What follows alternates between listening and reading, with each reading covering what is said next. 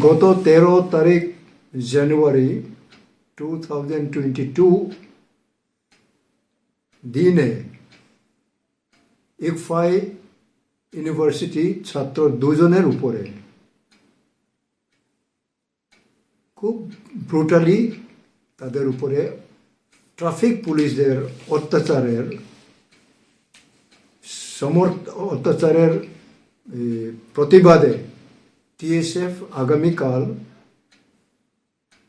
যে 12 ঘন্টা বন্ধ ডাকছে, এটা তীব্র মাত্রা আমরা সমর্থন জ্ঞাপন করি এবং আমাদের সমস্ত tree promoter rank and file যে যে জায়গাতে আছেন আপনাদের কাছে অনুরোধ শান্তিভাবে এই বন্ধ ডাকা যাতে সাকসেসফুল হয় তার দিকে লক্ষ্য রেখেই যাতে আমাদের মোরাল সাপোর্ট কার্যকারী হয়। আমি ট্রি প্রমোটার প্রেসিডেন্ট হিসাবে আমার সবার কাছে অনুরোধ। Thank you.